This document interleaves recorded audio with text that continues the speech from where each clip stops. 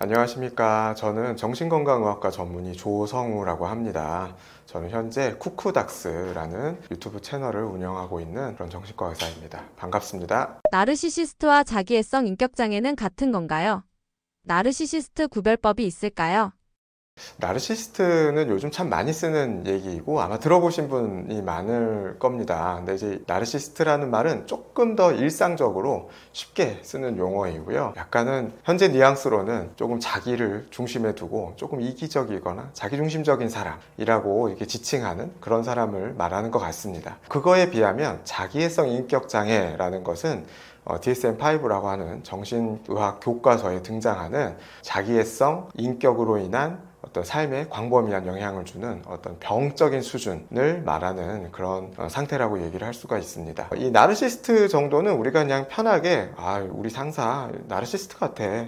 우리 뭐 부모님 너무 나르시스트셔가지고 나를 공감을 하나도 못 해주셔. 뭐 이런 정도로 쓰인다고 하면요. 정신과 의사가 저희에게 찾아오는 내담자 환자분들에게 당신은 자기애성 인격장애라고 이렇게 진단을 내리는 건 사실 굉장히 신중하고 힘들고 어려운 일이기도 합니다. 왜냐하면 자기애성 인격장애 정도 수준이 되려면 정말 자기애로 인해 생활에서 광범위하게 여러 가지 문제나 어려움을 야기하고 있는 그런 상태를 말하는 거라서 어떤 뭐 한정된 관계나 뭐 한두 곳에서의 관계 문제 이런 정도를 가지고 자기애성 인격장애라고 이렇게 진단하지는 잘 않습니다. 이 자기애성 인격장애 정도 수준이 된다는 건 어떤 의미냐면 이 자기애라는 건 우리 모두가 건강한 사람들도 모두 다 어느 정도는 자기애를 가지고 있거든요. 정상적인 자기애는 예를 들면 나는 이러이러한 단점도 있고 이러이러한 장점도 있고 이런 좀 아쉬운 부분이 있지만 전체적으로 나는 균형 잡히게 그렇게 나쁘지 않은 사람이야. 그래서 어디 가서도 적당히 괜찮게 잘 지낼 수 있어 정도의 느낌이거든요. 이게 이제 건강한 자존감이라고 부를 수가 있습니다. 근데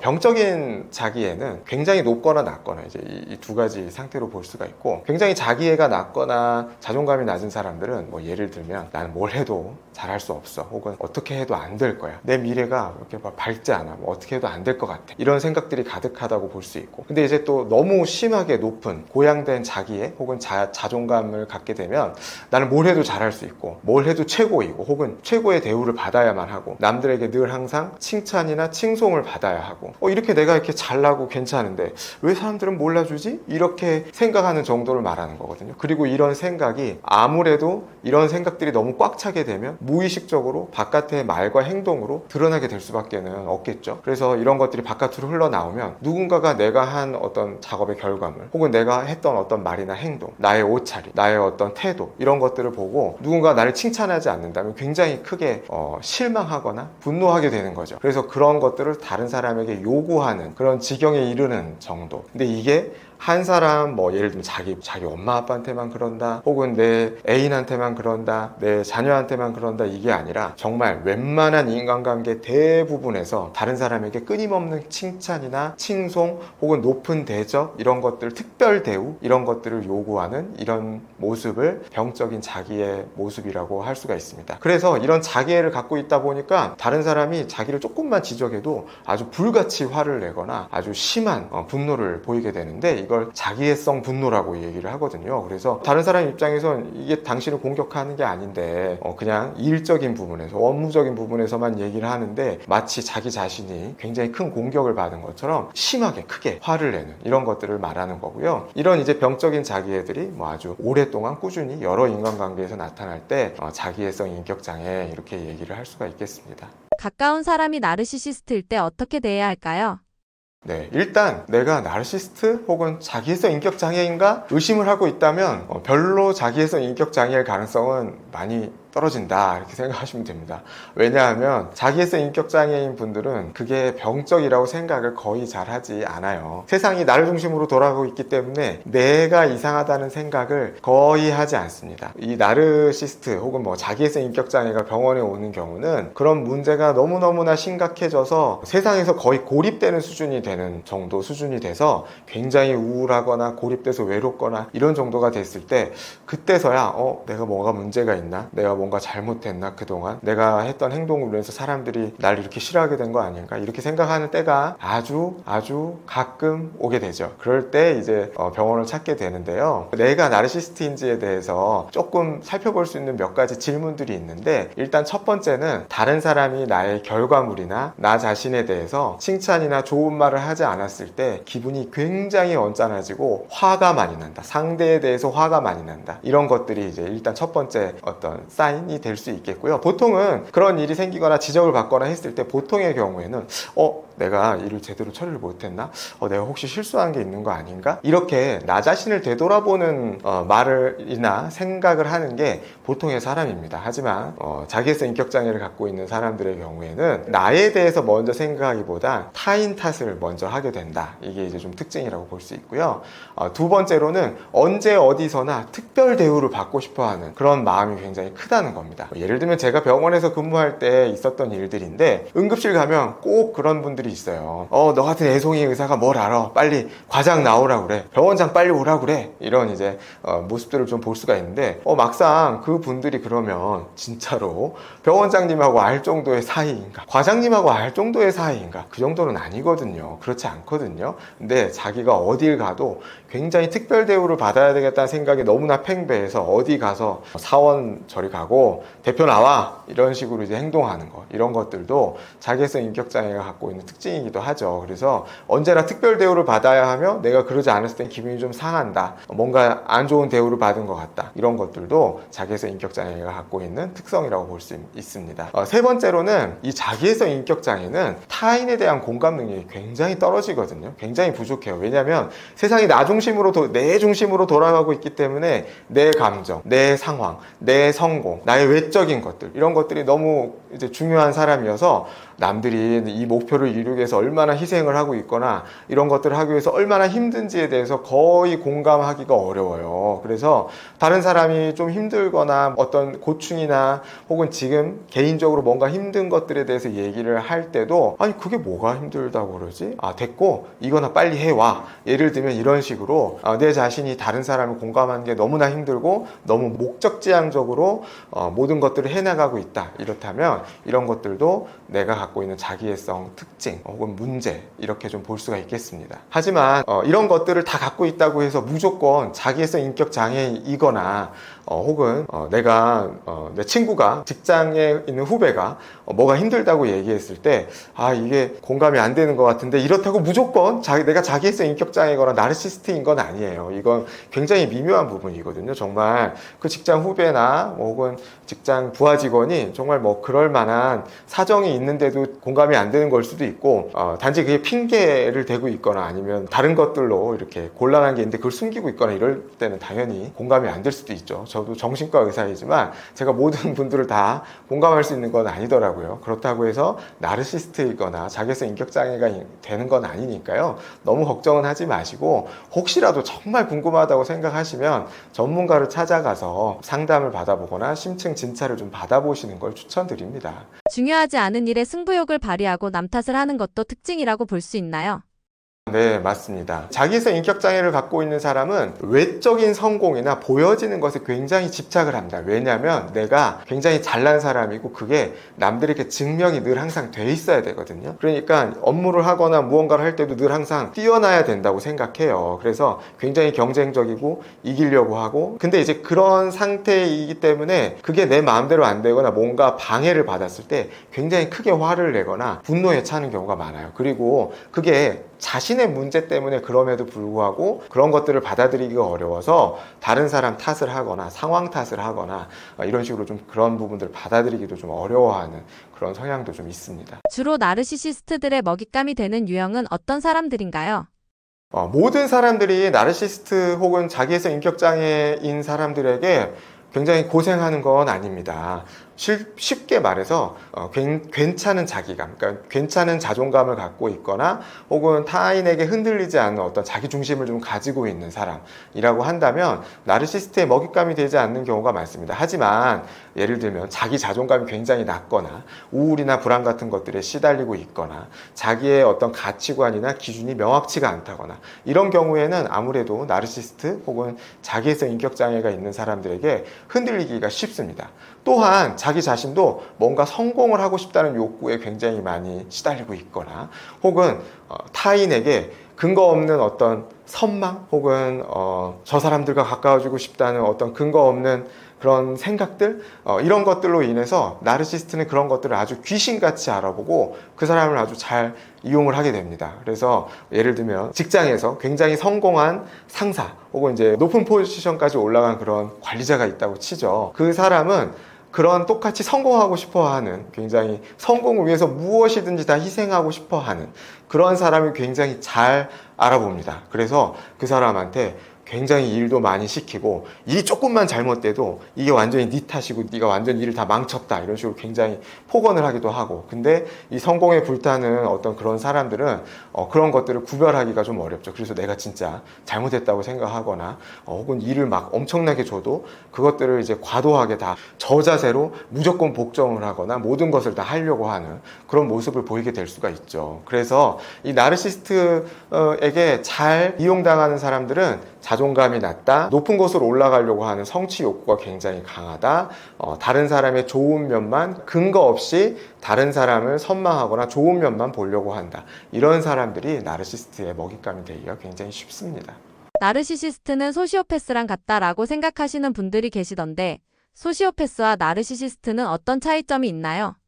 네, 일단 소시오패스는 정신의학에서 쓰는 용어는 아닙니다. 심리학에서 주로 쓰는 용어이고요. 소시오패스라는 질병명이 존재하진 않습니다. 그래서 정의가 다소 좀 불분명한 편입니다. 하지만 특징적으로 말씀을 드리자면 소시오패스는 타인에 대한 공감이 매우 어려운, 다른 사람을 도구적으로 대하는 그런 특성을 갖고 있는 인격적인 특징, 이런 정도로 요약을 좀 할 수가 있겠고, 그래서 나르시스트 혹은 자기애성 인격장애와 소시오패스는 겹치는 부분이 많아요. 겹치는 부분이 많습니다. 하지만 소시오패스 정도 되는 수준이 된다고 하면 이건 범죄나 선을 넘는 경우가 많아요. 범법행위 혹은 범죄행위 이런 쪽으로 가게 되는 경우가 많아서, 심지어는 목적을 위해서 타인을, 예를 들면 타인의 생명을 뺏거나 타인의 재산을 뺏거나, 예를 들면 이제 이런 식으로 어떤 완전히 선을 좀 넘는 수준의 문제를 갖고 있는 경우가 많습니다. 그에 비해서 나르시스트나 혹은 자기애성 인격장애는 범법행위까지는 가지는 않는 경우가 많습니다. 다른 사람을 착취를 하지만 예를 들면 그것들은 교묘하게 직장 상사와 부하의 관계, 부모와 자녀와의 관계,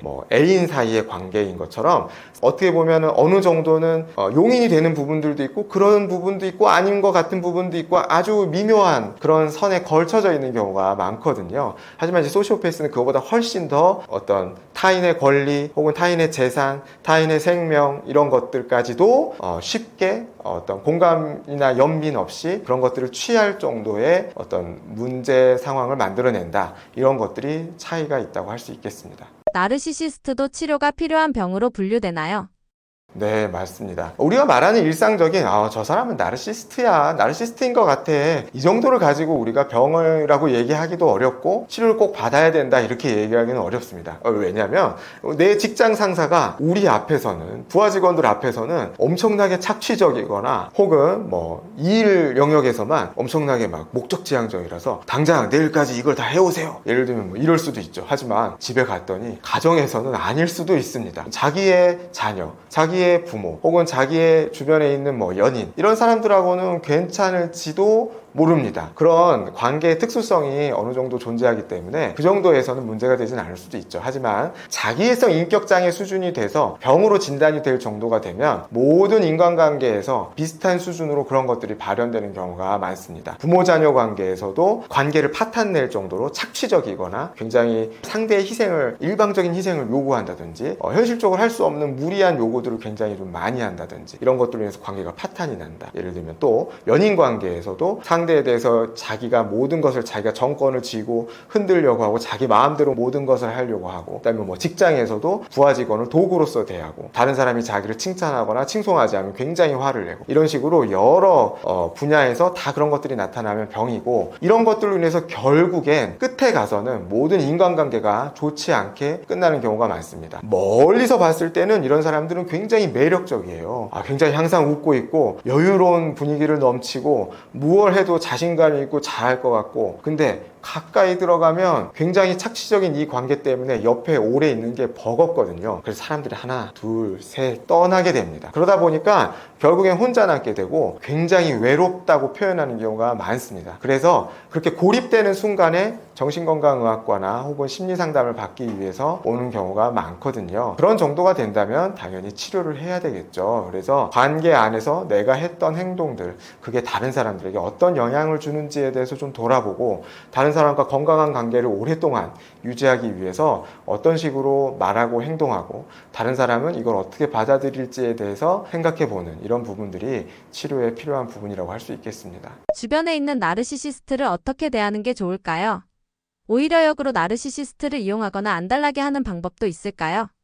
네, 나르시스트를 이용하는 방법은 내가 더 큰 나르시스트가 되는 방법이 있는데요. 하지만 보통 사람은 그러기가 어렵죠. 나르시스트 역시 성공에 대한 열망이 굉장히 강하기 때문에 성공을 위해서 어떻게 보면 조금 희생을 하거나 자기의 지금 중요한 부분을 조금 희생하거나 내어주거나 이런 부분들이 좀 가능할 수 있습니다. 그래서 그런 부분을 좀 이용해 볼 수도 있겠지만 결국엔 이 관계가 오래 가기가 어렵고 트러블이 일어날 가능성이 굉장히 높거든요. 그래서 나르시스트를 이용하려는 생각을 사실 애초부터 하지 않는 게 좋습니다. 보통의 사람이라면 그 관계에서 결국 상처를 입게 되는 경우가 많기 때문에 그렇거든요. 그래서 나르시스트랑 적당한 거리를 두는 게 좋은데요. 문제는 이 나르시스 혹은 자기애성 인격장애인 분들하고 끊을래야 끊을 수 없는 관계인 경우가 많습니다. 예를 들면 직장 상사, 내가 지금 당장 먹고 살아야 되는데 직장 관두면 좋은 동료들도 있고 이 직장에서 괜찮은 수입이 나오고 있어서 이 상사 하나 때문에 내가 직장을 관둘 수는 없고 이런 경우도 있고요. 또 부모하고 자녀의 관계가 내가 끊고 싶다고 완벽히 끊어지거나 이럴 수 없는 거 아닌가요? 그래서 완전히 끊을 수 없는 경우가 많습니다. 사실 끊으면 편한데 끊는 것보다 더 어려운 건 적당한 거리를 유지하는 것이라는 거고요. 이 적당한 거리를 유지하는 건 어렵지만 다른 사람의 그 사람의 나르시스트 혹은 자기애성 인격장애를 갖고 있는 사람이 나를 자극하거나 비난하는 말에 크게 말려들지 않는 게 굉장히 중요합니다. 예를 들면 그 나르시스트 혹은 자기애성 인격장애인 사람들이 나를 아주 인신공격을 하는 경우가 많아요. 예를 들면 일을 못하면 일만 미진하다는 거에 대해서만 얘기를 하면 좋은데, 예를 들면 너는 그렇게 해가지고 어디서 먹고 살 수 있겠냐, 이딴 식으로 일을 지금까지 어떻게 배워온 거냐, 네 부모는 이래가지고 너를 어떻게 키웠니, 예를 들면 이런 식으로 막 엄청난 폭풍 비난을 해대는데 그 비난이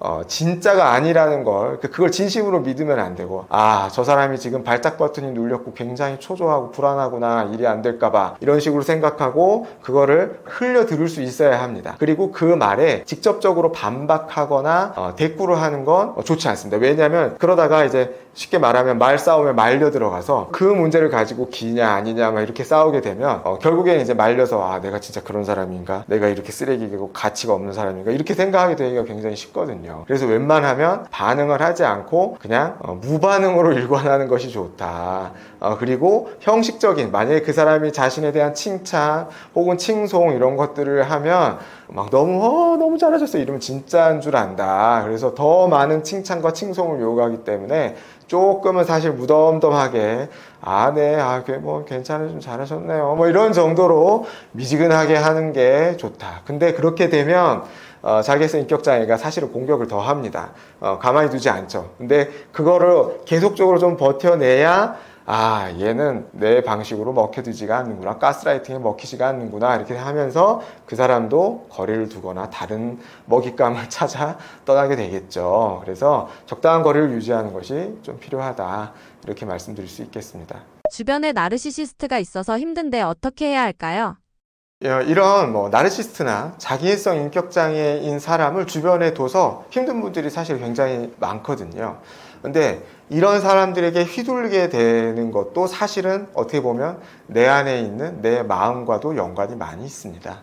전에 말씀드린 것처럼 내가 자존감이 굉장히 낮거나 내 가치 기준을 확고히 갖고 있지 못할 때 다른 사람들 말에 많이 흔들리고 이렇게 이랬다가 저랬다가 하는 이런 경험들을 아마 그동안 많이 하셨을 거라고 생각하는데, 사실 그런 것들도 어떻게 보면 우리가 살아가는 하나의 과정이기도 하고, 반면교사라고 해서 우리가 어떤 사람을 보고도 배울 점이 있죠. 그래서 그런 사람을 보고도 어떻게 보면 나는 나중에 저러면 안 되겠다, 이런 모습이 다른 사람에게 문제를 일으키고 이렇게 생각되게 할 수 있겠구나, 이런 것들을 배울 수도 있고요.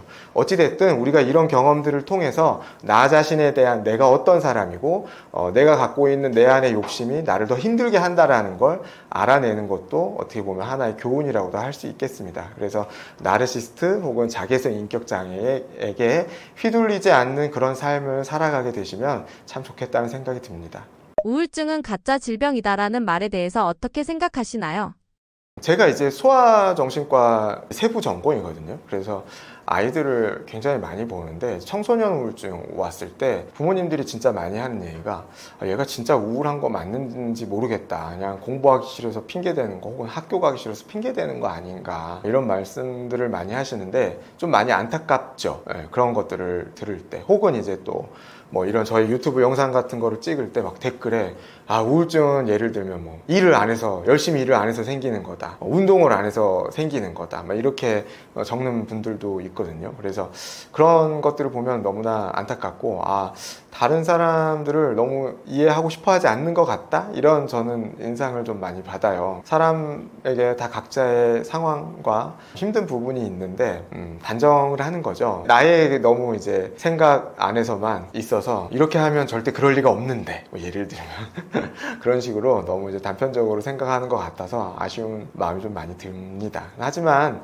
실제로 우울감은 존재하는 질환이고, 뭐 그게 생화학적, 그러니까 뭐 세로토닌이나 도파민, 노르에피네프린 이런 신경 전달 물질, 호르몬 같은 것들의 결핍, 불균형, 이런 것들도 연관이 있고, fMRI라고 하는 MRI에서 이제 글루코즈나 이제 대사물질 같은 것들을 주고 뇌의 어떤 부분의 활성이나 활성 저하가, 과다 활성이나 이런 것들이 있는가, 이런 연구들 같은 것들을 보면 우울증인 사람들과 아닌 사람들은 확연한 차이를 보이거든요. 그래서 생물학적으로 실제 하는 그런 질병이고, 이 우울증이라는 게 저희가 이제 물론 쉽게 병원을 와야 된다는 의미에서 마음의 감기라고 표현을 하지만 사실 굉장히 힘들고 어려운 병이다. 그리고 그 사람의 인생을 굉장히 사실 좀 많이 어렵게 만드는 그런 병이어서, 수치적으로도 우울증은 질병부담 연구가 있어요. 우울증 어떤 병에 걸렸을 때 그 병으로 인해서 병원비는 얼마나 들며, 수입은 얼마나 깎아먹게 되며, 치료하는데 시간은 얼마나 걸리게 되며, 복지 비용은 얼마나 들게 되며, 막 이런 것들을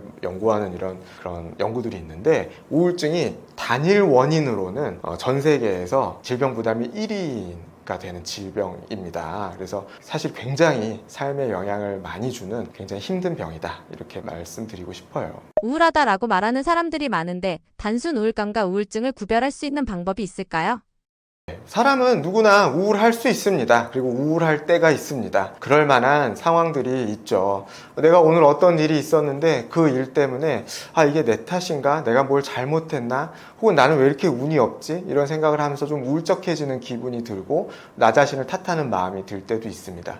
하지만 보통 이런 기분이나 상태는 며칠 가지 않죠. 그리고 그것 때문에 그 다음 일상에 영향을 많이 주지는 않습니다. 찜찜한 기분이나 울적한 기분을 좀 갖게 되지만, 자고 일어나서 다음날 친구랑 수다를 떨거나 직장 동료들과 얘기를 하면서 이제 잊어버리게 되는 그런 경우가 굉장히 많이 있죠. 그리고 우울하다는 그런 일시적인 기분으로 인해서 뭐 잠도 못 자거나 밥도 못 먹거나 잘 이러지는 않습니다. 그리고 어떤 생활에서 진짜로 그러할 만한 일들도 있기도 해요. 예를 들면 내가 잘 직장 다니고 있었는데 내가 하는 일 때문에 일이 내가 좀 미숙하다, 이래서 사장님한테 한 소리 듣거나, 혹은 알바 더 이상 나오지 마, 이렇게 얘기를 듣는다거나, 취업을 위해서 열심히 요새 인터뷰를 보러 다니는데 인터뷰 자꾸 뭐 떨어졌다는 얘기만 나오고 이러면 안 우울하기가 어렵습니다. 또 반려동물, 반려견, 내 주변에 있는 가까운 사람을 상실하게 됐을 때, 누군가랑 헤어졌을 때 슬프고 눈물 나는 건 인간으로서 당연한 감정이라고 할 수가 있습니다. 하지만 이게 병적인 정도가 되면 어느 정도 수준이 되냐면 정말 거의 하루 왼종일 우울하고 눈물 나고 굉장히 무기력하고요. 그런 기분인 상태로 적어도 2주 이상, 저는 적어도 한두 달 이상 정말 쭉 그런 상태여야 한다 이렇게 얘기를 하는데요. 그런 상태 때문에 내가 해야 될 일이나 이런 것들을 거의 제대로 하기가 어려워지는 거죠. 잠도 못 자지, 누워만 있지, 방 정리도 안 되지, 직장도 못 나가지, 사람도 안 만나지, 예를 들면 식사도 못 하고 있지, 예를 들면 이런 식으로 정말 생활 전반적으로 여러 가지 영향을 많이 주고 있다. 이런 것들은 우울증 증상이라고 볼 수가 있습니다. 또 가장 중요한 사인은 뭐냐? 내가 예를 들면 내가 좋아하는 사랑하는 반려견 혹은 내가 사랑하는 사람을 잃었다 그랬는데 이게 그냥 슬프다, 정말 인생을 어떻게 살아가야 될지 모르겠다, 예를 들면 이런 정도가 아니라 나도 따라서 죽고 싶다 정도 수준으로 죽고 싶다라는 자살사고 혹은 자살 시도를 한다면 이건 아주 중요한 우울증의 사인이라고 볼 수가 있겠습니다. 선천적, 유전적으로 우울증이 잘 생기는 사람도 있나요? 네, 맞습니다. 우울증이라고 하면 흔히 이런 오해들이 많아요. 저 사람이 일을 안 해서 그래. 내가 지금 경제적으로 힘들고 돈이 없어서 그래.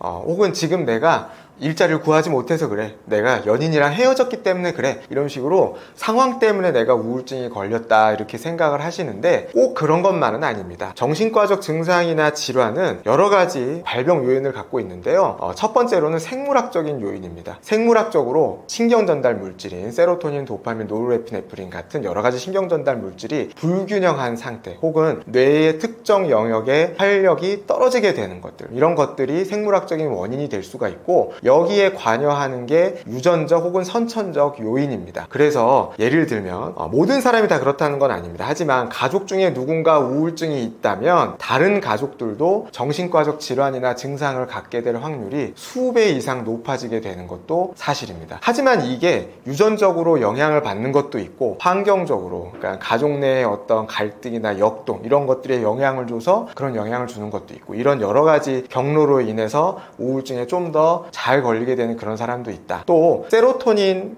이라는 어떤 신경전달 물질의 수용체, 이런 것들이 다른 사람에 비해서 덜 발현되는 사람도 있습니다. 그래서 수용체가 10개가 있어야 되는데 남들보다 수용체가 5개로 적은 거죠. 그래서 세로토닌 분비가 돼도 세로토닌의 효과가 별로 나타나지 않는 사람들도 있어요. 이런 식으로 유전적으로 그런 취약성을 갖고 있는 사람도 있습니다. 또 아예 어떤 특정 유전적 질환이나 증후군을 갖고 있는 사람도 있거든요. 그래서 그런 부분들로 인해서 남들보다 인지 기능도 조금 더 낮고 우울증이나 혹은 다른 정신질환, 조울증 이런 것들이 취약한 경우도 있습니다. 이런 식으로 선천적으로 혹은 유전적으로 우울증을 잘 가지게 되는 그런 원인적인 부분들이 있고, 거기에 플러스 현재 상황에서 어떤 큰 스트레스나 생활의 큰 변화 이런 것들로 인해서 쉽게 말하면 방아쇠가 당겨지는 거죠. 그래서 우울증으로 이렇게 발현이 된다, 이렇게 설명할 수가 있겠습니다. 가짜 우울증도 있다고 하는데 진짜 우울증과는 어떻게 구별할 수 있나요?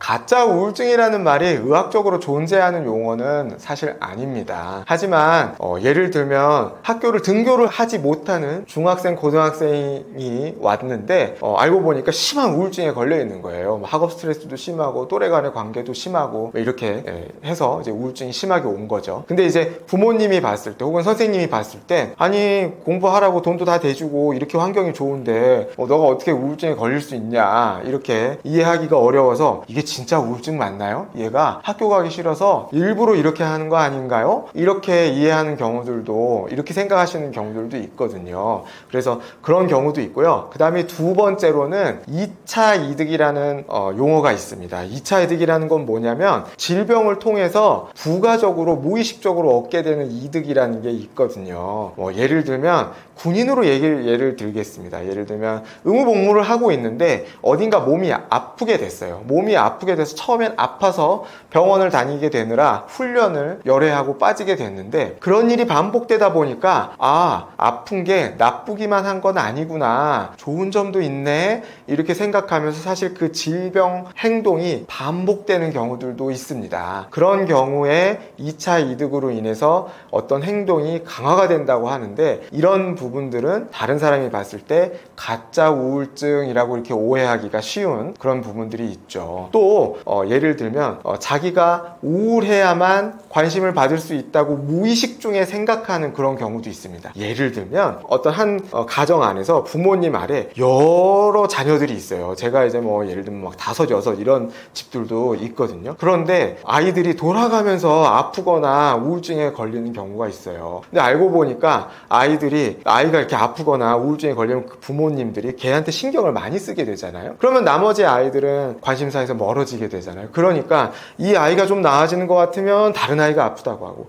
얘가 또 나아지면 또 다른 아이가 아프다고 하고, 이런 식으로 관심이나 애정 때문에 그런 식으로 행동하게 되는 경우도 있는데, 이런 것들은 의식적인 수준, 쉽게 말해서 일부러 그런 경우는 잘 없다. 거의 대부분 무의식적으로 나도 모르게 그렇게 되는 경우들이 좀 있긴 있습니다. 이런 경우들은 2차적인 경우라고 좀 볼 수가 있겠죠. 하지만 옛날에 그런 말이 있어요. 제가 군대에서 정말 많이 들었던 말인데요. 꾀병도 병이다, 이런 말이 있어요. 그래서 꾀병이라고 보이는 그 사실 모습도 정말 건강한데 그런 것이라고 보기는 좀 어렵습니다. 무언가 심리적으로 어려움이나 문제가 있기 때문에 그런 식으로 나타나는 거기 때문에 그 사람 마음을 좀 들여다보고 어떻게 하면 조금 더 편안하게 할 수 있을지에 대해서 생각해 보는 건 좀 필요한 것 같습니다.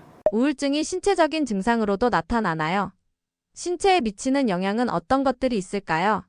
네, 우울증은 단순히 우울하다는 기분에서 끝나는 정도는 아닙니다. 이게 전신적으로, 온몸에, 신체적으로도 영향을 굉장히 많이 주게 되는데요. 대표적인 증상으로는 불면증이 있습니다. 그래서 잠에 들기가 어렵다, 중간에 여러 번 깬다, 일어나야 될 시간보다 한참 더 일찍 일어나게 된다, 그래서 수면의 질이 굉장히 떨어지고 잠을 잘 못 자서 다음날도 굉장히 피곤하고 힘들고, 불면증, 대표적으로 식욕저하가 있습니다. 이 식욕저하 때문에 밥을 먹고 싶은 생각이 잘 들지가 않아요. 그래서 거의 정말 죽지 않을 만큼 수준으로 하루에 한 끼, 이틀에 한 끼, 이런 식으로 굉장히 밥 잘 안 먹고, 그래서 실제로 체중도 단기간에 굉장히 많이 빠집니다. 그래서 암인 줄 알고 그냥 병원을 찾았는데 알고 보니 검진했는데 깨끗하고 문제가 없는데 아무래도 뭔가 정신건강의학과를 가보셔야 될 것 같아요 하고 병원을 찾게 되는 경우도 있습니다. 하지만 이와 반대로 나타나는 경우도 있는데요. 과수면, 과식욕 혹은 폭식으로 나타나는 경우도 있습니다. 특히나 젊은 20대, 10대의 경우에 더욱더 그런데요. 아무래도 10대, 20대는 세상에 태어난 지 얼마 안 돼서 좀 쌩쌩하죠. 그래서 노인 우울증은 노인으로 갈수록, 중년, 장년, 노년으로 갈수록 불면, 식욕저하가 흔하고, 청소년이나 젊은 성인은 폭식을 하거나 잠을 너무 오래, 막 하루에 13시간, 14시간, 15시간 이렇게 자도 항상 피곤하고 졸리고 뭘 못하겠다, 무기력하다, 이렇게 나타나는 경우도 많습니다. 또 성기능에도 영향을 줘서 성욕도 굉장히 떨어지고, 혹은 실제 성기능 자체도 떨어져서 관계를 맺는 것 자체가 어렵고, 관계에서의 즐거움이나 흥미, 쾌락도 굉장히 많이 줄어들고, 그런 욕구 자체도 떨어지게 되기도 하죠. 그 다음에 신체 통증으로 나타나는 경우도 많아요. 특히나 이런 경향은 자신의 감정이나 스트레스를 말로 표현하기 어려운 사람들에게 잘 나타나는데요. 가슴이 답답하다, 소화가 좀 잘 안 되는 것 같다, 어디가 아픈 것 같다, 머리가 아프다, 뭔가 어디에 머릿속에 안개가 낀 것 같다, 이런 식으로 좀 불특정한, 그러니까 어떤 특정 질병이 의심되는 게 아니라 누구나 갖고 있을 법한 그냥 자잘자잘한 신체적인 불편감, 통증, 이런 것들을 호소하는 경우가 많이 있습니다. 근데 자기 자신은 우울하다고 생각하거나 불안하다고 생각을 잘 못하는 그런 경우가 있고, 나중에 병원 와서 보니까, 여러 가지 진료와 검사를 통해서 보니까 알고 보니 우울증이었다, 이런 경우들도 있습니다. 우울증 걸린 사람들이 공통적으로 하는 생각은 무엇인가요? 사람마다 우울증이 사실 증상이 굉장히 다양하기 때문에 굉장히 여러 가지 생각들을 하시는데, 대표적인 생각 3가지가 있습니다. 이걸 인지 3제라고 하는데요. 코그니티브 트라이아드라고 합니다. 어떤 거냐면, 나 자신에 대한 부정적인 생각, 나의 과거에 대한 부정적인 생각, 나의 미래에 대한 부정적인 생각, 이렇게 얘기를 할 수가 있고, 나는 무얼 해도 안 되는 사람이야, 나는 쓸모가 없는 사람이야, 나 자신에 대한 비관적인 생각이죠.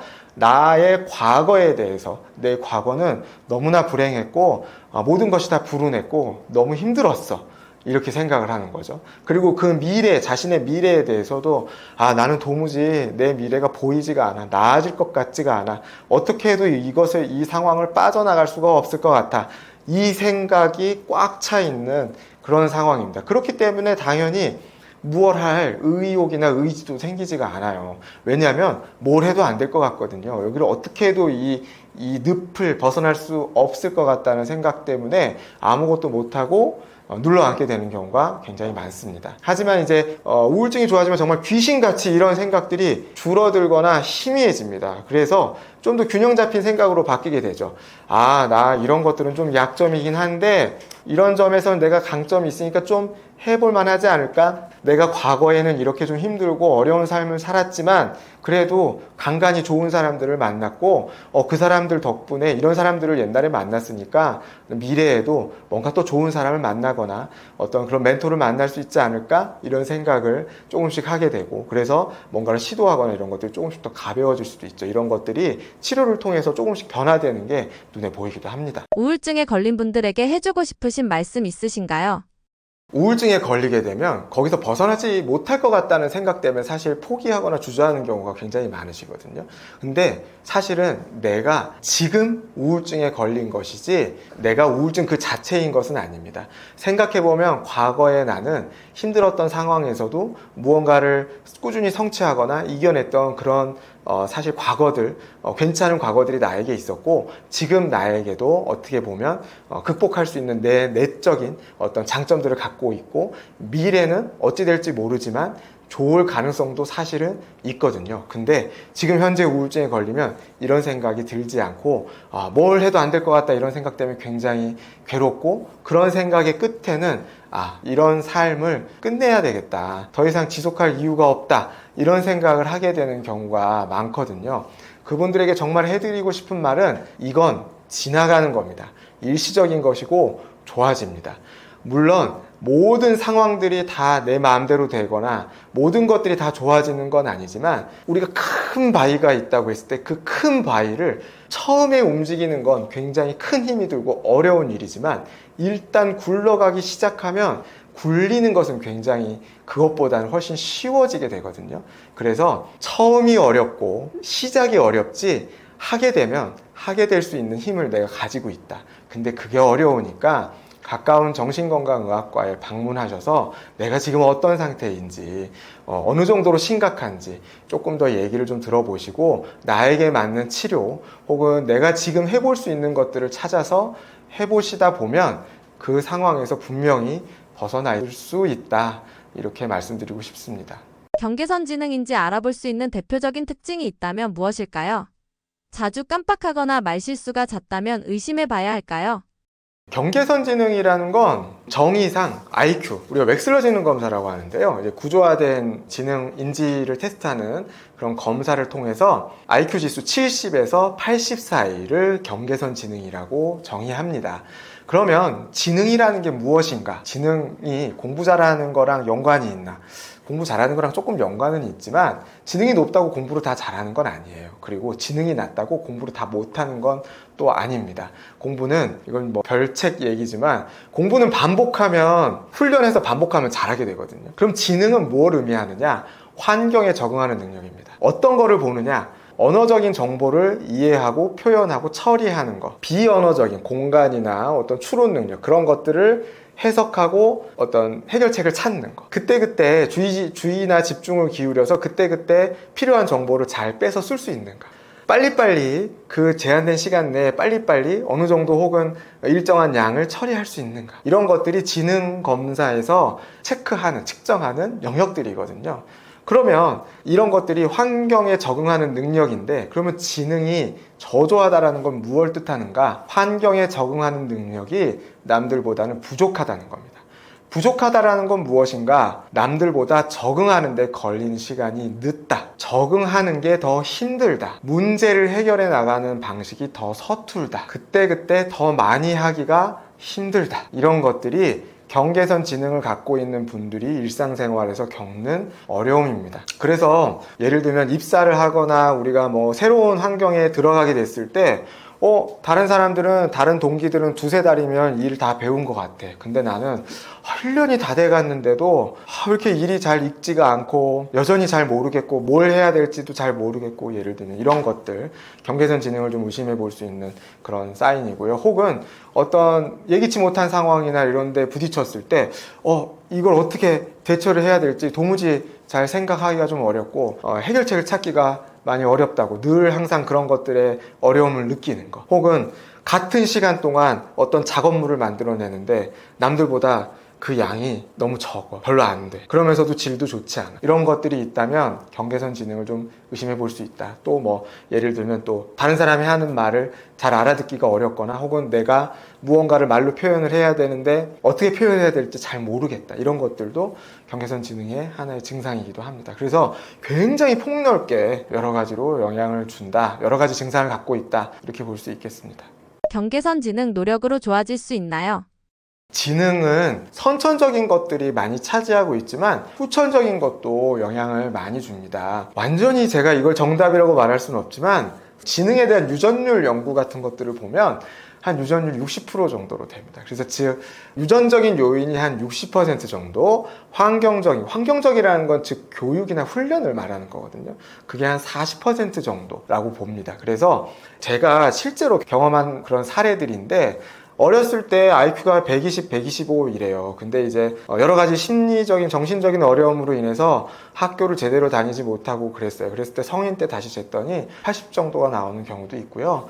어렸을 때 80, 70에서 80 정도가 나오는 경계선 인지였던 그런 아이가 여러 가지 교육이나 훈련을 통해서 거의 100 정도까지 올라가는 그런 경우들도 있습니다. 그래서 노력, 훈련, 꾸준함, 여기에는 한 가지 정말 기본적인 전제가 있는데 정말 꾸준히 오랫동안입니다. 그래서 꾸준히 오랫동안 노력을 기울이면 인지기능 혹은 생활의 수준, 이런 것들, 내가 할 수 있는 것들, 이런 것들이 올라가게 됩니다. 그래서 노력으로 어느 정도 좋아질 수 있다라고 말할 수 있습니다. 대한민국에서 경계선 지능 장애는 몇 명이나 있을까요? IQ 지수에 나오는 수치는요, 등수에 대한 점수예요. 절대 점수가 아니라 몇 점 받으면 100이다, IQ 100이다, 몇 점 이상이면 IQ 120이다, 이게 아니라 100명의 사람을 줄을 세워서 50등이면 IQ 100. 그럼 경계선 지능에 해당하는 70에서 80은 어느 정도냐면 하위 2%, 그러니까 한 3등에서부터 한 13등 정도까지를 말해요. 경계선 지능에 해당하는 사람들. 그러니까 퍼센트로는 전 인구의 한 12%, 13% 정도라고 생각하시면 될 거예요. 전 인구의 13%면 꽤 높은 것 같은데 티가 나지 않는 경계선 지능이 많은 건가요? 경계선 지능 장애가 있어도 사회생활, 직장생활에 문제가 없을 수 있나요? 그럼요. 티가 안 나는 경계선 지능, 그리고 경계선 지능은 장애는 아니고 상태입니다. 그러니까 장애라고 얘기하려면은 어느 정도 수준이어야 되냐면 2%할 미만이에요. 그건 이제 지적 장애라고 얘기를 하죠. 그래서 100명 중에서 앞에 있는 1명, 2명 정도 수준, 인지 기능이 매우 저조한 그 정도는 이제 지적 장애이고 한계가 좀 더 많이 뚜렷하다. 경계선 지능은 조금 더 유동적이며 아까 말씀드렸던 것처럼 훈련이나 연습으로 어느 정도 바뀔 수 있는 부분도 있고 약간 고정적이지 않고 유동적인 부분들이 좀 있거든요. 그래서 그거는 한 10에서 13% 정도 되는 사람들. 그래서 이건 장애라고 부르진 않고 그냥 경계선 지능 상태, 이런 정도라고 부를 수 있습니다. 그리고 이제 사회생활이나 직장생활에 영향을 받지 않는 정도의 사람들도 있어요. 그건 왜 그러냐? 그 사람이 자신의 인지 상태 혹은 거기에 맞는 수준의 일을 하고 있기 때문입니다. 혹은 오랫동안 같은 일을 반복했기 때문에 그 일을 해내는 데에는 큰 어려움이 없는 그런 경우에는 경계선 지능을 갖고 있어도 큰 어려움을 느끼지 못할 수도 있습니다. 매일매일 비슷한 일을 하고 단순한 라이프를 하고 있다. 굉장히 이렇게 돌발 상황이 별로 많지 않고 늘 일정하고 규칙적인 생활을 하고 있고 인생의 거의 대부분이 예측할 수 있는 정도 수준 안에서 돌아간다. 이렇다면 경계선 지능을 갖고 있어도 이런 것들이 티가 많이 나지 않을 수 있다. 혹은 어려움을 느끼지 않을 수도 있습니다. 하지만 이제 일을 하더라도 굉장히 예측이 어려운 돌발 상황들이 많이 발생하는 일들이나 그때그때 이렇게 순간순간 대처를 해야 되는 일들은 좀 어려울 수 있죠. 막 이렇게 계속 바뀌거나 이런 일들은 어려울 수도 있어요. 대표적인 거는 관리직입니다. 나만 일을 해야 되는 게 아니라 다른 사람도 관리해야 되거든요. 근데 제가 생각했을 때 이 세상에서 가장 제일 큰 변수는 사람이거든요. 사람의 행동은 예측이 어렵고 어떻게 나올지를 알 수가 없어요. 사람마다 마음이 다 다르기 때문에 나는 이게 당연하다고 생각하는데 다른 사람은 아닐 수도 있거든요. 그렇기 때문에 사람 관리하는 일은 정말 많이 어렵고 힘든 일인데 경계선 지능을 갖고 있으면 이런 사람 관리하는 일은 굉장히 어려워요. 그러니까 그거와 유사하게 여러 거래처를 관리한다거나 혹은 이제 일이 이렇게 고정돼 있지 않고 그때그때 계속 바뀌는 것들을 한다거나 루틴이 확실하지 않은 일을 한다거나 이런 것들을 하면 경계선 인지를 갖고 있으신 분들은 굉장히 힘들 겁니다, 아마. ADHD와 경계선 지능 장애가 헷갈리는데 어떤 공통점과 차이점이 있을까요? 네, 요즘 이제 ADHD도 관심 많고 경계선 지능도 관심 많고 그러시는데 두 가지는 약간 과목이 달라요. ADHD는 주의 집중력, 자기 조절 능력이 어려운 겁니다. 물론 주의 집중력도 크게 봤을 때는 인지 기능 중에 하나입니다. 그래서 우리가 이제 발달 혹은 인지 기능에 여러 가지 영역이 사실은 있어요. 뭐 아이들로 치면 예를 들면 언어 인지, 비언어 인지, 동작 발달, 운동 협응 능력, 주의 집중력, 뭐 전두엽 기능 이제 여러 가지가 있는데 ADHD는 주의 집중력 부분 혹은 그와 연관된 전두엽 기능의 어려움으로 인해서 집중이 어렵거나 과잉 활동성, 가만히 있기가 어렵다거나 자기 충동을 조절하는 능력이 어렵다거나 이런 것들을 주된 증상으로 갖고 있는 분들인 거고요. 경계선 지능은 전반적인 인지 기능의 수치가 70에서 80 사이 정도를 말하는 거고 적응 능력이나 문제 해결 능력이 어려운 경우를 말하는 거거든요. 업무에 좀 늦게 적응을 한다 혹은 배우는데 시간이 오래 걸린다, 대처가 어렵다, 예를 들면 이런 것들이고, 하지만 ADHD와 경계선 지능이 같이 있거나 겹쳐져 있는 분들도 있어요. 예를 들면 ADHD 자체가 너무 심해서 주의 집중력 문제가 너무 심해서 IQ 검사를 했을 때 IQ가 경계선 지능 수준으로 나오거나 혹은 자기의 인지 자체는 그 정도는 아닌데 그 정도로 안 좋은 건 아닌데 ADHD 때문에 교육을 제대로 받기가 어려워서 인지 기능이 발달되지 못해서 경계선 지능이 같이 오거나 이럴 수도 있다. 하지만 두 개가 겹칠 수도 있지만 근본적으로는 다른 상태인 겁니다. 노력으로 좋아질 수 있다고 하셨는데 어떻게 하는 게 좋을까요? 경계선 지능이 훈련이나 노력으로 좋아질 수 있다고 앞에 설명을 좀 드렸었는데, 근데 훈련과 노력을 하기 전에 제일 중요한 건 내가 어떤 상태인지 아는 겁니다. 막연하게 직장에서 내가 잘 적응 못하고 일이 이렇게 어려운 것 같은데 내가 경계선 지능인가? 이렇게 겁을 먹거나 자포자기하거나 지레 겁먹지 않았으면 하는 마음이 크고요. 경계선 지능도 굉장히 유형이 다양해요. 그래서 검사 같은 것들을 해보면 언어 인지가 저조한 분이 있고 비언어 인지가 저조한 분이 있고 뭐 주의 집중력의 문제가 뚜렷해서 그런 분들도 있고 처리 속도의 문제나 소근육 발달의 문제 때문에 그런 분도 있고, 사실 굉장히 그 유형이 다양하거든요. 그러니까 따라서 개인마다 상태가 다르고 원인이 다르기 때문에 경계선 지능을 해결하는 방법도 사람마다 다를 수밖에 없어요. 그래서 뭐 이런 방법을 하면 무조건 경계선 지능이 좋아진다 이렇게 말씀드릴 수 있지는 않아요. 그래서 일단 첫 번째 스텝은 내가 만약에 경계선 지능이 강하게 의심된다면 제대로 진료와 검사를 받아보는 게 일단 엄청 중요합니다. 그래서 패턴을 찾아야 되는데, 예를 들면 언어 인지가 많이 부족하다 이런 분들은 쉽게 말하면 언어 치료, 책 읽기, 말 많이 하기, 말 따라하기, 예를 들면 이런 것들이 도움이 좀 될 수 있죠.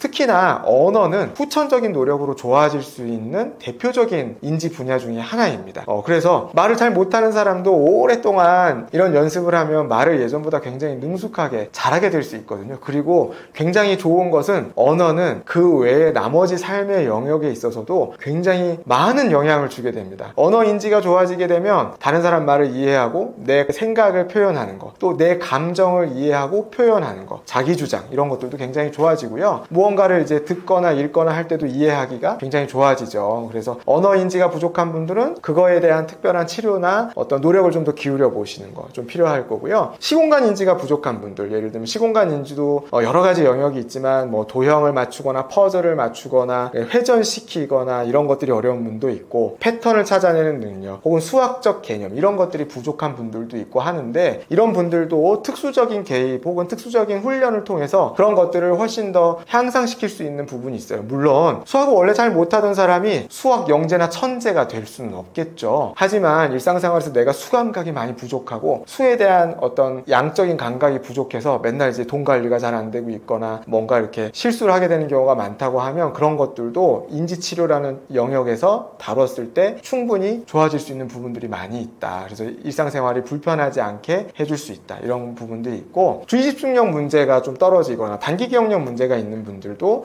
역시 마찬가지로 그 부분의 어떤 그림 카드 게임이나 예를 들면 이런 것들을 통해서 작업 기억을 향상시키거나 조금 더 노력을 하면 그런 부분들도 조금 향상을 좀 할 수가 있죠. 그리고 이제 마지막으로 처리 속도는 소근육 발달하고도 연관이 많아요. 쉽게 말하면 젓가락질하고 글씨 쓰고 뭔가 끈 묶고 예를 들면 옷 입고 예를 들면 이런 부분들이 저조해서 서투르거나 안 되는 분들도 있거든요. 그런 것들도 연습을 하면 특별한 연습들, 자기의 수준에 맞춘 아주 단계적으로 천천히 이런 것들을 연습하게 되면 조금씩 이제 그 수준이 향상되게 되거든요. 이런 것들이 사람의 뇌는 완전히 고정적인 게 아니에요. 그래서 연습을 하거나 특정 부분들을 많이 하면 좋아질 수 있습니다. 다만 단기간이 아니라 수년 이상의 지속적인 노력이 필요하다라는 것 뿐이죠. 그렇기 때문에 인내심이 필요하고요. 그래서 이런 것들을 하면 좋아질 수가 있다. 그 전에 내가 어떤 점에 어려움을 갖고 있는지 정확하게 파악할 필요가 있다. 이런 부분들을 먼저 아시고 전문가를 좀 찾아서 정확한 현황 파악을 해보시길 바랍니다.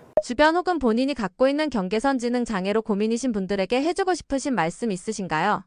만약에 이제 내가 경계선 지능이 많이 의심된다, 혹은 내가 현재 경계선 지능이다, 혹은 내 주변에 그런 분이 있는 것 같다 라고 하면, 만약에 내 자신이 그렇다고 하면 굉장히 좀 실망스러우실 거예요. 실제로도 이제 클리닉에서 제가 이제 검사 결과를 설명드리거나 이럴 때 본인들은 사실 굉장히 좀 힘들어하거나 실망하는 모습을 좀 많이 보게 됩니다. 근데 자기한테 맞는 어떤 업무나 혹은 상황을 만들게 되면 시간이 걸리지만 꾸준히 노력을 했을 때 충분히 적응해 가면서 어느 정도 편안한 삶을 살 수가 있거든요. 물론 이제 우리가 일을 하거나 생활을 하면서 돌발 상황이 아예 없는 건 아니에요. 그래서 곤란함을 겪거나 이럴 수도 있겠지만 자기한테 맞는 것들을 찾아가게 되거나, 그리고 또 경계선 지능이라고 해서 모든 능력이 다 부족하거나 떨어지는 건 아니거든요. 두드러지는 단점이 있을 수 있고 또 두드러지는 장점이 있을 수도 있어요. 그래서 내가 갖고 있는 장점 혹은 내가 좋아하는 거, 오래 할 수 있는 정도로 좋아하는 일을 찾는 건 엄청나게 중요한 부분이 됩니다. 그래서 무엇이든지 오래 하고 꾸준히 하면 결국엔 잘하는 경지까지 올라갈 가능성이 크거든요. 그런 것들을 찾아서 내가 갖고 있는 장점을 개발하고 나에게 맞는 환경 안에서 충분히 만족하면서 살아갈 수도 있다. 그렇기 때문에 너무 검사 결과 자체에 실망하거나 그것 자체에 자포자기하거나 겁먹을 필요는 없다. 이렇게 말씀드리고 싶고, 사람마다 너무나 다 다르기 때문에 전문가와 상담하시고 자신에게 맞는 길을 찾아가시길 바랍니다. 우울증은 존재하지 않는 병이다 라는 말에 대해 어떻게 생각하시나요? 우울증 존재하지 않는 병이다 이렇게 생각하거나 댓글 보면 심심치 않게 봅니다. 뭐 예를 들면, 아니 일을 안 해서 생긴 거 아니냐, 그냥 나가서 노가다 뛰면 그냥 말끔히 없어진다. 문제는 우울증에 걸리면 노가다를 할 의욕이나 의지, 에너지가 없다는 게 문제입니다. 운동하면 좋다 이런 것도 모두가 다 알지만 그런 정도의 에너지가 잘 들지 않는다는 게 좀 문제이고요. 실제로 연구 같은 것들을 해보면 신경 전달 물질, 결핍 이런 것들, 세로토닌, 도파민, 노에피네프린, 기능성 MRI 같은 검사 같은 것들을 해보게 되면, 연구를 하게 되면 실제로 세로토닌 재흡수율 이런 것들이 굉장히 좀 떨어지게 되고, 특정 부분의 과활성, 불안 쪽의 과활성화, 동기나 의욕 쪽의 저하 이런 것들이 보여지는 그런 양상으로 인해서 우울증은 생물학적으로 증명된 질병이다 이렇게 말할 수가 있고, 다른 사람의 입장에 대해서 힘든 점에 대해서 공감은 바라지 않지만 그래도 평가절하는 안 하는 게 맞지 않나 이런 생각이 좀 들기도 합니다. 우울증 약물 치료와 상담 치료 중 어떤 치료를 권장하시나요? 저는 엄밀하게 두 개를 다 해야 된다고 생각하는 편입니다. 그래서 실제로도 병원에 오시는, 클리닉에 오시는 분들에게도 약물 치료도 당연히 권하지만 조금 좋아지면 심리 상담도 많이 권하거나, 혹은 병원에 와서라도 좀 말씀을 좀 많이 하시기를 많이 권장을 좀 드리게 되는데, 왜냐하면은 한 가지 치료로만은 한계가 좀 뚜렷하게 있어요. 예를 들어서 설명을 드리면, 약물 치료를 하면 당장 식욕이나 수면, 불면증 이런 것들이 좀 개선이 되고 되게 우울했던 혹은 극단적인 생각들 이런 것들이 확연하게 좀 줄어들게 되거든요. 그래서 약을 드신 분들이 하는 말씀이 이제 그런 되게 비관적이고 극단적인 생각을 좀 덜하게 됐다 이렇게 말씀을 하고, 또 혹은 너무 무기력해서 하루 종일 누워만 있었는데 이제 조금 방도 좀 치우고 밥도 좀 먹게 되고 그런 에너지가 조금씩은 생기는 것 같다 이렇게 말씀을 하세요. 하지만 약물 치료를 오래 해도 내가 우울증에 걸리게 되는 어떤 패턴들이 좋아지는 것은 아니거든요. 예를 예를 들면 다른 사람들하고 지내면서 너무 막 참기만 하고 자기 주장이 좀 잘 안 되거나 다른 사람하고 부당한 관계나 이런 것들을 끊어내기가 어렵다거나 가족 안에서의 심한 갈등 혹은 친구 간의 갈등 뭐 예를 들면 이런 부분들이 해결되는 건 아니거든요. 그래서 심리 상담 혹은 상담 치료 혹은 정신 치료 이런 것들은 그런 문제, 내가 실제적인 문제를 해결할 수 있는 데 도움을 줄 수가 있어요. 그래서 저는 두 가지 치료를 다 해야 된다 이렇게 말씀을 드리고, 하지만 심한 극단적인 생각, 삶을 끝내고 싶다는 이런 생각 혹은 우울증이 아주 심하면 극단적으로 심하게 되면 환청이나 환시가 생기기도 하거든요. 예를 들면 죽어라 죽어라 죽어라 하는 이런 환청이 들리거나 무언가 이상한 것들이 눈에 없지만 실제 존재하지 않는 것들이 보이게 된다거나 망상, 예를 들면 누군가 날 쫓아오거나 혹은 세상 사람들이 나를 다 어떻게 하려고 하는 그런 망상 같은 것들이 생기기도 하고, 심한 불면, 초조 뭐 이런 것들이 오기도 하고, 심한 식욕 부진이나 이런 것들로 인해서 막 체중이 엄청나게 빠지고 있다. 이런 상황에서는 약물 치료를 절대 주저하시면 안 됩니다. 무조건 이럴 때는 약물 치료가 우선 들어가야 되고, 어느 정도 좋아진 다음에 내가 왜 이렇게 힘들어지게 됐을까? 무엇을 개선하면 조금 더 건강하게 사회생활을 할 수가 있을까? 이런 부분들은 심리상담 혹은 정신치료를 통해서 조금 더 생각해보거나 개선해 볼 수 있다. 이렇게 말씀드리고 싶습니다. 수면질이 우울증에 영향을 미치나요? 우울증 형성의 가장 큰 요인은 무엇일까요? 우울증이 생기는 건 사실 굉장히 다면적인 요인이 작용하게 됩니다. 정신과적 질환을 크게 세 가지 요인, 발병 요인으로 보는데요. 첫 번째는 생물학적, 두 번째는 심리적, 세 번째는 환경적. 이렇게 세 가지 요인으로 구분을 해서 봅니다. 설명을 해드리자면, 유전적으로 우울증에 취약한 유전인자를 갖고 있는 경우, 이런 것들은 이제 뭐 예를 들면 가족 중에 우울증이나 조울증 혹은 뭐 다른 여타 정신질환을 갖고 있는 그런 가족력이 있으면 다른 사람보다 수배 이상, 4배, 5배 이상 우울증의 확률이 높아지는 것도 사실입니다. 물론 그렇다고 가족 중에 누가 우울증이 있다고 자녀가 혹은 다른 사람들이 100% 우울증에 걸린다? 절대 그렇지는 않습니다. 예를 들면 제가 설명을 드리자면, 일반 인구가 우울증에 걸릴 확률을 10에서 15%, 일생 동안 우울증에 걸릴 확률을 10에서 15%로 본다고 하면, 가족 중에 누군가가 있으면 한 40% 정도로 좀 올라간다, 이런 정도로 생각하시면 될 거예요. 그래서 모두 다 그런 건 절대 아니다. 하지만 확률이 높아진다. 두 번째로는 심리적으로 그동안 큰 스트레스를 받았던 어떤 요인들 혹은 자라오면서 환경에서 받았던 어떤 부정적인 요인들이 축적되는 겁니다. 그러니까 예를 들면 나는 어딘가에 가서 자기 주장을 하지 못하고 부당한 게 있다고 생각하는데 말하지 못하고 부정적인 감정이 점점 쌓여왔던 그런 환경에 놓여있던 거, 플러스 지금 환경에서 혹은 트리거가 되는 어떤 일들로 인해서 우울 증상이 빵 하고 터진다, 이렇게 생각하시면 될 거예요. 그런 우울증 요인이 있고, 불면증은 우울증을 악화시키거나 혹은 유발할 수 있는 요인이기도 하며 우울증의 주요 증상이기도 합니다. 그래서 선후관계를 정확하게 따지기는 어렵지만, 우리가 수면을 하루 이틀 정도만 안 하잖아요. 예를 들면 전날 밤에 잠을 거의 못 잤다. 그러면 그 다음날 오전에는 사실 기분이 조금 좋아집니다. 신기하게 하루 반 정도 잠 못 잔 건 그 다음날 기분이 좋아지거든요. 근데 이게 며칠 이상, 5일, 6일 이렇게 며칠 이상 지속이 되면 결국엔 기분이 다운되기 시작합니다. 우울하고 에너지가 떨어지고 기분이 떨어지고 뭘 하고 싶어지지가 않아요. 이런 식으로 장기간 불면증을 겪게 되면 우울감, 에너지 저하, 흥미, 의욕 저하 이런 것들이 생기게 되거든요. 그리고 우울증 증상이 있는 분들은 수면의 질이 굉장히 안 좋아요. 우울증 증상의 대표적인 증상이 불면증과 과수면이 있거든요. 불면증은 이해가 많이 되실 거예요. 뭐 잠을 하루에 7, 8시간 자야 되는데 3, 4시간밖에 못 잔다. 심지어는 거의 못 자는 경우도 있어요. 그래서 잠을 자려고 누워도 가슴이 두근거리고 생각이 많고 막 말똥말똥하고 막 엄청 뒤척거리고 그래서 잠을 못 자는 경우 엄청 흔하죠. 그래서 수면을 거의 취하지 못한다도 있고요. 과수면이라고 해서 하루에 12시간, 13시간 이렇게 자는 사람도 있거든요. 막 14시간, 15시간. 그래도 맨날 피곤하다고 그래요. 근데 그런 분들 수면을 분석해보면 수면이 굉장히 얕고 질이 좋지 않아서 자다 깼다.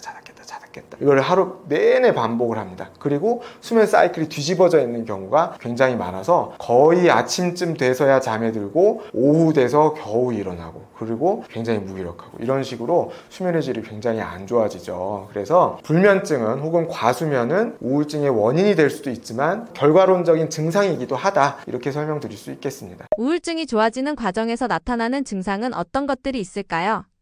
우울증이 좋아지는 것도 사실 순서가 있어요. 그래서 일단 약물 치료를 하게 됐을 때 먼저 좋아지는 증상들은 불면증이나 식욕 저하나 성욕 저하 같은 생물학적인 증상들이 먼저 좋아지기 시작합니다. 그래서 옛날보다 좀 더 잠을 좀 더 길게 깊게 잘 수 있게 되고, 먹는 식사를 챙기는 횟수가 이런 것들이 늘게 되고, 체중이 좀 회복이 되고, 에너지나 이런 것들도 조금씩 올라오게 되고, 부정적인 생각, 우울한 느낌이나 빈도, 강도 이런 것들이 조금씩 줄어들게 됩니다. 이런 것들이 줄어들게 되고 중간중간에 좀 불안정해질 때가 있어요. 그러니까 약물 치료를 하면서 가끔 어떤 분들이 갑자기 좀 안 좋아지고 막 저 불안해지는 것 같아요. 옛날로 다시 돌아가는 느낌이 들어요. 이런 식으로 말씀하시는 분들이 있거든요. 이런 거는 치료 과정에서 나타나는 조금 자연스러운 혹은 생리적인 변화인데, 에너지가 생기다 보니까 전에는 일관되게 에너지가 낮아서 바닥에 있다 이렇게 설명을 할 수가 있고요. 어느 정도 이제 에너지가 올라와서 좀 위에 있는 거예요. 그러다 보니까 괜찮을 때도 있지만 좀 안 좋을 때도 있는 거죠. 그래서 이때 굉장히 좀 걱정하거나 불안해지는 경우가 좀 있거든요. 내가 안 좋아지는 거 아닌가 이렇게. 하지만 좋아지는 중간중간 약간 불안정할 때도 있다. 좀 초조해지거나 불안해지거나 갑자기 확 다운된다거나, 예를 들면 이런 식으로요. 그렇게 되다가 이제 우울증이 정말 거의 다 좋아졌다. 그럼 뭐가 느껴지냐면 재미있다는 생각이 듭니다. 내가 무언가를 했는데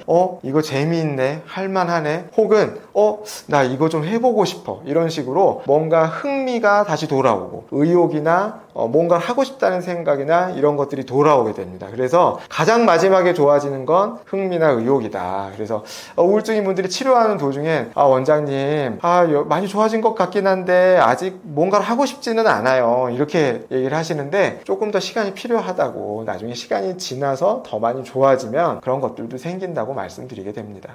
기억력, 집중력이 떨어지는 것도 우울증 증상일까요? 우울증 증상이 참 다양하죠. 우울증 증상 중에는 인지 증상도 있습니다. 인지 기능이 떨어지게 되는 그런 증상들이 있는데, 대표적인 게 말씀해 주신 기억력이나 집중력이 떨어집니다. 근데 엄밀하게 기억력 자체가 치매처럼, 치매는 뇌가 퇴행 혹은 퇴화하면서 기억하는 능력 자체가 떨어지게 되는 거에 가까운 거거든요. 근데 우울증은 집중력 저하, 그러니까 우리가 집중하려면 에너지가 필요하거든요. 집중력이 저하되니까 무언가를 들어도 등록이 안 되는 거예요. 사실은 기억 자체를 못한다라기보다는 집중을 못해서 기억해야 될 것들이 등록이 안 되고 그냥 빠져나가 버리는 겁니다. 그래서 내가 이걸 들었다고? 내가 진짜로 이런 얘기를 들었단 말이야? 이런 식으로 아예 그 자체가 아예 등록이 안 돼 있는 경우가 많다. 그래서 기억력, 집중력 저하가 있고, 또 대표적으로 판단력이 떨어지게 됩니다. 그래서 우울증으로 인해서 이걸 해야 될지 저걸 해야 될지, 이걸 사야 될지 저걸 사야 될지, 예를 들면 이런 식으로 어떻게 해야 될지 몰라서 안절부절 못하게 되는 경우가 있는데,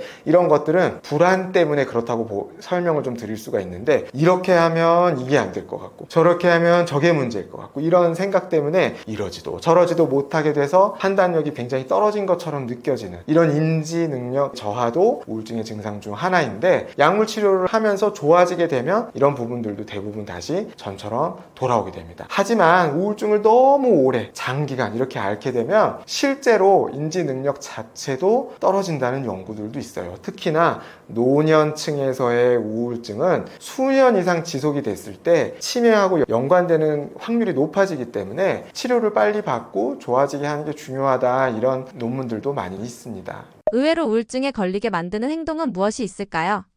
우울증을 더 악화시키는 행동도 있나요?